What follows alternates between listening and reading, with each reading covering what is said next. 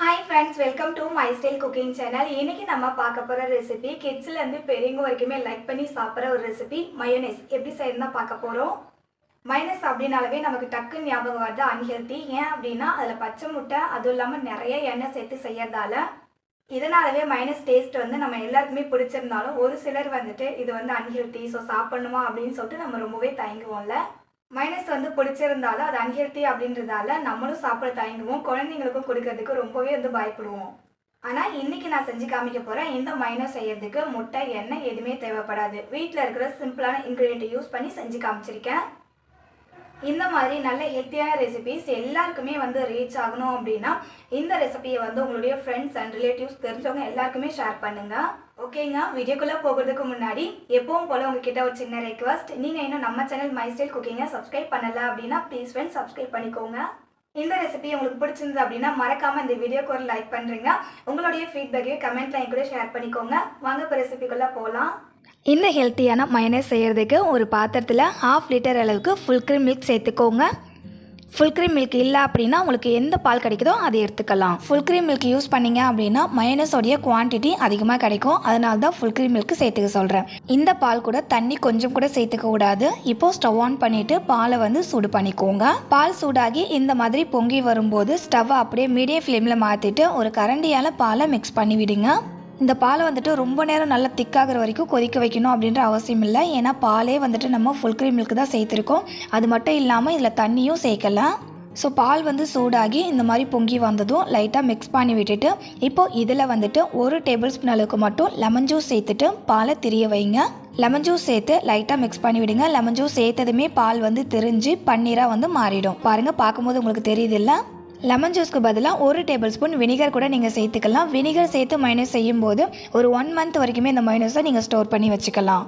எல்லாருக்கிட்டையுமே வினிகர் இருக்கும் அப்படின்னு சொல்ல முடியாது. அதனால நம்ம வீட்டில் இருக்கிற லெமன் ஜூஸை வச்சு பாலை திரித்து அதை பன்னீராக மாற்றிருக்கேன். ரொம்ப நேரம் அந்த பன்னீரை குக் பண்ணிடக்கூடாது. நம்ம லெமன் ஜூஸ் சேர்த்து பால் திரிஞ்சு பன்னீராக மாறினதுமே ஸ்டவ் ஆஃப் பண்ணிவிட்டு இப்போ இந்த பன்னீரை வடிகட்டிக்கலாம். அதுக்கு ஒரு பவுல் எடுத்துகிட்டு இந்த மாதிரி பவுல் மேலே ஒரு ஜூஸ் ஃபில்டர் அப்படின்னா ஒரு காட்டன் கிளாத் கூட போட்டுட்டு நம்ம ரெடி பண்ண பன்னீரை ஜூஸ் ஃபில்டரில் ஊற்றிட்டு இந்த மாதிரி கரண்டியால் லைட்டாக ப்ரெஸ் பண்ணி அதில் இருக்க தண்ணியை வடிகட்டிக்கோங்க. ரொம்ப ப்ரெஸ் பண்ண வேண்டாம், லைட்டாக ப்ரெஸ் பண்ணி வடிகட்டுங்க. இப்போது இந்த பன்னீரோடைய சூடு ஆறுற வரைக்கும் இந்த பன்னீரை சூடு ஆற விட்டுடலாம். பன்னீரோடைய சூடு ஆறுற கேப்பில் பன்னீரில் எக்ஸ்ட்ரா தண்ணி இருந்துச்சு அப்படின்னா அது கூட ஃபில்டர் ஆகிடும். ஸோ இது சூடு ஆறுனதுக்கு அப்புறமா பார்க்கலாம். பன்னீரோடைய சூடு கம்ப்ளீட்டாக ஆறுனதுக்கு அப்புறமா இந்த பன்னீரை ஒரு மிக்ஸ் கப்பில் மாற்றிக்கலாம். அடுத்து இதில் ஒரு 10 மிளகு சேர்த்துக்கோங்க. 2 பூண்டு பல் சேர்த்துக்கோங்க. கூடவே 1/4 டேபிள் ஸ்பூன் உப்பு, 1/4 டேபிள் ஸ்பூன் அளவுக்கு சர்க்கரை சேர்த்துட்டு கரெக்டாக 1 டேபிள் ஸ்பூன் அளவுக்கு மட்டும் தண்ணி சேர்த்து இதை நல்லா ஃபைனாக அரைச்சி எடுத்துக்கோங்க. தண்ணி அதிகமாக சேர்த்துடாதீங்க, அப்புறம் மைனஸ் தண்ணியாக இருக்கும். ஸோ கரெக்டாக 1 டேபிள் ஸ்பூன் அளவுக்கு மட்டும் சேர்த்துக்கோங்க. கரெக்டாக இருக்கும் அளவு. அரைச்சதுக்கப்புறம் காமிக்கிறேன் பாருங்கள். பர்ஃபெக்டான டெக்ஸ்சர் அண்ட் டேஸ்ட்டில் சூப்பராக அண்ட் ஹெல்த்தியாக மைனஸ் ரெடி ஆகிடுச்சு. இன்றைக்கி உங்களுக்கு செஞ்சு காமிச்ச இந்த மைனஸை வெஜிடேரியன் அண்ட் நான் வெஜிடேரியன் 2 பேருமே தாராளமாக செஞ்சு சாப்பிடலாம். மயோனைஸ் அப்படின்னாலவே குழந்தைங்கலேருந்து பெரியவங்க வரைக்குமே எல்லாருமே லைக் பண்ணி சாப்பிடக்கூடிய ஒரு ரெசிபி. ஆனால் இந்த மைனஸ் எண்ணெய், பச்சை முட்டை சேர்த்து செய்வாங்க. அது ரொம்ப ரொம்ப அன்ஹெல்த்திங்க. அன்ஹெல்த்தின்னு தெரிஞ்சுமே அந்த டேஸ்ட்டுக்கு அடிக்ட் ஆனதால் நம்ம எல்லாருமே அந்த மைனஸை சாப்பிடுவோம். ஆனால் இதுக்கப்புறம் மைனஸை பயந்து சாப்பிட வேண்டாம். ரொம்ப ஜாலியாக ஹெல்த்தியாக மைனஸ் இந்த மாதிரி செஞ்சு சாப்பிட்லாம். இதுக்கப்புறம் அதிக காசு கொடுத்து கடையில் வாங்கி அன்ஹெல்த்தியான மைனஸ் சாப்பிடாமல் வீட்லேயே குறைவான செலவில் இந்த மாதிரி ஹெல்த்தியாக மைனஸ் செஞ்சு சாப்பிடுங்க. இன்றைக்கி நான் லெமன் ஜூஸ் சேர்த்து பாலை திரித்து அதுக்கப்புறமா அதில் மயோனைஸ் செஞ்சு காமிச்சேன் இல்லையா? லெமன் ஜூஸ் சேர்த்து செஞ்சுருக்கிறதால ஒரு 2 வீக்ஸ் வரைக்குமே நீங்கள் ஸ்டோர் பண்ணி வச்சு சாப்பிடலாம். சப்போஸ் நீங்கள் வினிகர் சேர்த்து செய்கிறீங்க அப்படின்னா இந்த மைனஸை கண்டிப்பாக நீங்கள் 1 மாதம் வரைக்குமே ஸ்டோர் பண்ணி வச்சு சாப்பிடலாம்.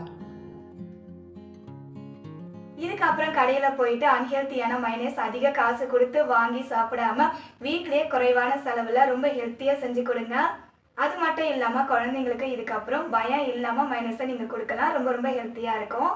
ஃப்ரெண்ட்ஸ், நம்ம வீட்டில் இருக்கிற சிம்பிளான இன்க்ரீடியன்ட் மட்டுமே யூஸ் பண்ணி கடையில் வாங்குகிற அதே டேஸ்ட்டில் அதே டெக்ஸ்சரில் மைனஸ் எப்படி செய்யணும்னு செஞ்சு காமிச்சிருக்கேன். இந்த ரெசிபி உங்களுக்கு ரொம்ப ரொம்ப பிடிச்சிருக்குன்னு நினைக்கிறேன். அதே போல் ரொம்பவே யூஸ்ஃபுல்லாக இருக்கும் அப்படின்றதையும் நம்புகிறேன். ஓகே, இதே போல் ஒரு நியூவான அண்ட் ஹெல்த்தியான இன்ட்ரெஸ்டிங்கான ரெசிபியோட நாளைக்கு மதியம் 3 மணிக்கு மீட் பண்ணலாம் ஃப்ரெண்ட்ஸ். தேங்க்ஸ் ஃபார் வாட்சிங். பாய்.